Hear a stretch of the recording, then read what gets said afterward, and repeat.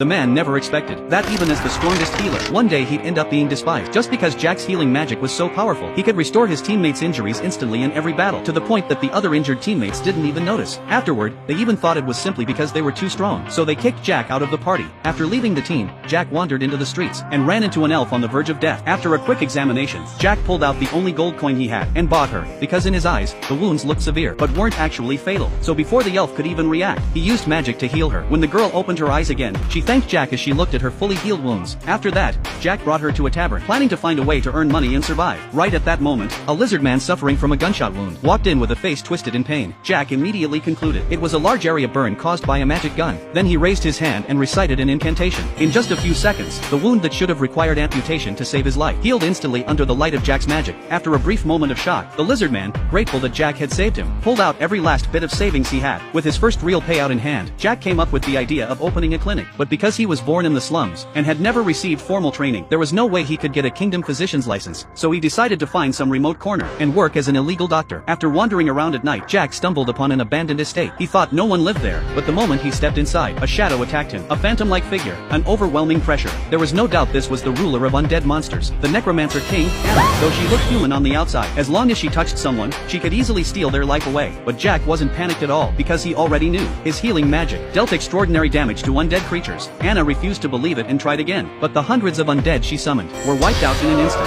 Jack didn't press the attack when he saw that. He said he was only looking for a place to live. Seeing he had no ill intent, Anna agreed to let Jack stay there. The next day, just as Jack was about to open for business, he discovered the lizard man he treated yesterday had shown up at his door. The man begged Jack to treat his older sister and said he was willing to pay a high price. After a quick look, Jack determined her arm had been hit by a magic gun with a poisonous effect, and the bullet fragment left inside would slowly corrode the surrounding muscle tissue. Treating it was simple. Cut off the arm and regenerate it. Sophia found it hard to believe, because she had never heard of anyone who could use magic to regrow severed limbs. As Jack began channeling his magic, her bones visibly grew at high speed. After reconnecting the nerves and rebuilding the arm, Sophia's missing limb grew back successfully. Sophia was stunned. She never imagined Jack's healing magic could be this powerful, so she immediately paid him 100 gold coins as his fee, and said that from now on, whenever members of her group were injured, they would come here for treatment. But that stirred up the werewolf leader's anger, because in the past few days of fighting, he had noticed the lizard man who should have been taken out with serious injuries kept mysteriously coming back the next day at full health. After learning Jack had been secretly healing them the whole time, Lucy, the werewolf leader, decided to get rid of Jack. But to her surprise, ordinary physical attacks couldn't hurt Jack at all. Lucy grew furious at the sight and decided to smash up Jack's clinic first. The commotion quickly woke Anna. Just as she was about to use magic to teach the werewolves a lesson, Jack hurriedly stepped in and stopped her at the critical moment. That was the only reason the werewolves barely escaped with their lives. Seeing this, Lucy assumed Jack was Anna's master, so she immediately led her men to their knees. After all, werewolves were servants of the night folk, so they had an instinctive fear of higher races.